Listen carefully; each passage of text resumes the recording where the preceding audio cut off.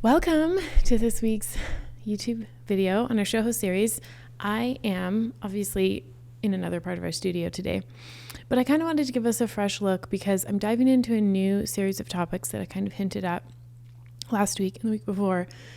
And it's specifically to help personal brands understand that the podcasting opportunity has never been better in a lot of ways, but it's very different than it was before. And so I'm going to do several videos on this series for you if you're a show host or you want to become a show host of a podcast, but you are like, what are my opportunities ahead? Like, don't talk to me about what we used to be doing. Like, where are we going? My favorite topic. I'm a very forward thinker, and I've always kind of looked ahead to where the puck is going, as they say. And so there are some significant changes in podcasting in 2024 and going forward. We've covered some of the things that happened in 2023 that were kind of wrapping up chapter 1 of podcasting. But the thing I want you to be most aware of is the time for building audiences from scratch by individuals is pretty much over in the world of podcasting. Obviously, there's exceptions to this, but for the vast majority, 99.9% of us, the days where that was like a good opportunity are complete. They are done. We thank them for the great gifts they gave us. But like, I would not recommend starting a brand new audience from scratch for your podcast in 2024. And I'm going to explain what I mean by that. Because you may be like, what are you talking about? You've been sharing tips for personal brand show hosts forever, and you're just saying we shouldn't podcast? It's not what I'm saying. I'm saying I want you to think very differently if maybe you've been thinking like, I have to do it all myself and I need to have full control and ownership of everything and I got to lone wolf this until I make it big. I wouldn't recommend doing that anymore for a lot of reasons. Obviously, like podcasting has many more shows out there now, so there's way more options for people to listen and watch, and video has come into play, and the technical things have changed, and monetization has changed, and sponsorships have changed. But the most important thing is I want you to really own that you have gifts and talents as a show host that you should absolutely focus in on. And if you're trying to do all the work of audience development and marketing a show and producing a show and maybe editing a show, there's no way you can be the best show host you can be because your attention and your time and your energy is so divided. And this is like old news, right? You're like, yeah, tell me about it. But back in the day, like when I got into podcasting in 2014, there was like an opportunity. If you could just get through the technical learning curve and just be consistent and do a decent show, like you could make it. And those days have passed, which is great. All good things come to an end to make way for new good things. So let's talk about the new good things that I want you to really focus on this year and going forward. If you know you have the talent to be a show host, like you just kind of have got it. You've maybe tried it out or you've gotten feedback from people. You realize like I've got some raw talent here, and maybe you have a lot of skill as well. Like you might have developed a lot of skill through the years.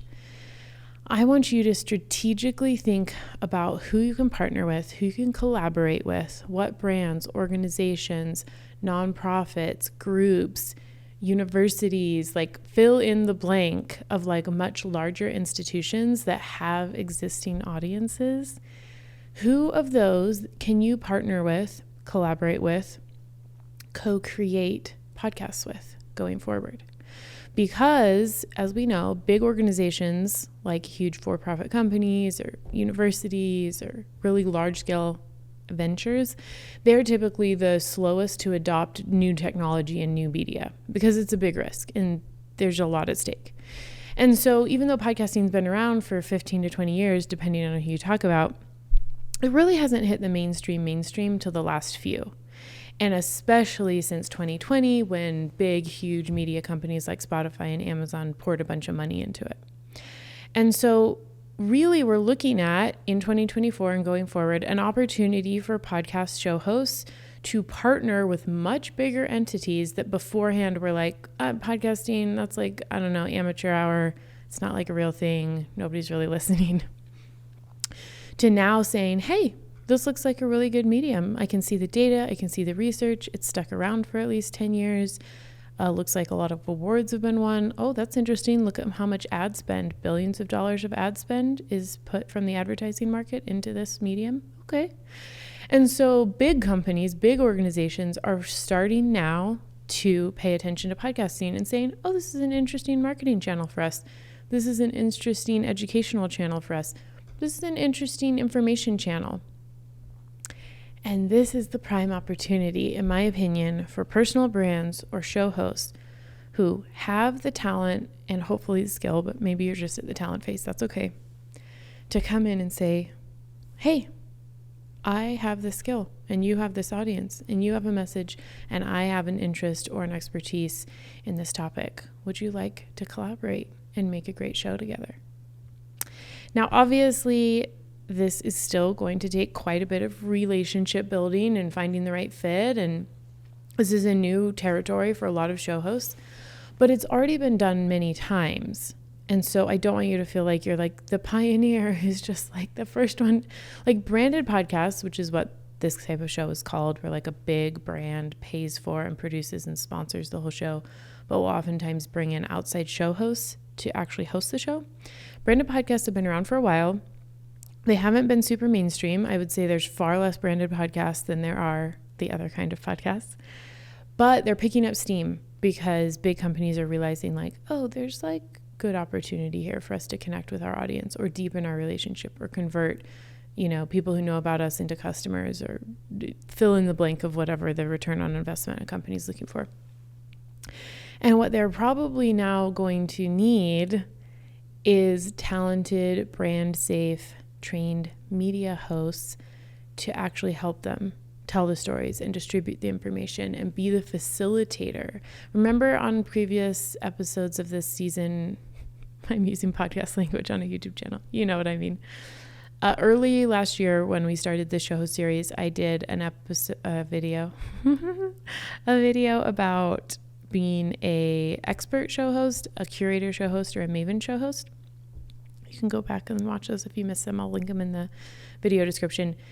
Curators have a really special talent that they're like the most unique kind of show host. They can come into like kind of any brand and be like, yeah, I know people and I know how to talk to people and I know how to ask really interesting questions. I know how to curate really fascinating conversations. Like that is a skill that big brands and big organizations are now like, oh, we're interested. Mavens are a really good fit for this branded podcast as well. Obviously, mavens sometimes they're a little more picky about who they would partner with because they already have so much like brand equity built up in their own name. So this is why you don't necessarily see like Brene Brown doing a branded podcast out the gate. Like she, did 2 of her own shows, partnered with Spotify, so she was on a huge network. But I wouldn't be surprised in the future if Brene had like a perfect fit brand partner. I would not be surprised if she ended up doing a branded podcast. You can see tons of examples of this, like kind of on the media side, but I'm starting to see more and more and more straight up just companies or organizations or nonprofits who have never gotten into podcasting are starting to be like, this is interesting to us, but we need to find the right show host. We need to find the right media partner to do this. So that is where I want you to start your cogs of your brain working. And I think it's really smart to start local. Like, do you know organizations or founders or leadership teams connected to bigger brands in your community, in your city, locally? Start the conversations. Just put some feelers out. Get an idea. Obviously, this is self-serving. Like our company, Worthville Media, would love to be the facilitator, not just the production company, but we want to be a bridge from the talent to the brands. Like we know so many amazing show hosts. Like that's what we've been doing for 10 years. And so this is like top of my list for the future of our production house because I see the opportunity and I see all of our former clients who have all these amazing skills. And I'm like, you know what? I want them to not have to work nearly as hard to build audience. And I want them to be able to be put in front of great audiences and shine like the talent that they are. So leave a comment if you have questions about this. If you want me to cover more specific topics on this, I'm going to cover more in the coming videos in the coming weeks. But this is kind of where I want you to start thinking. A different way to podcast going forward as a personal brand, as a show host, where you're not building an audience from scratch for your show. And you are maybe giving up a little creative control, but the power of collaboration, the power of coming together with much larger organizations who have much larger audiences and sharing messages and ideas and conversations with them.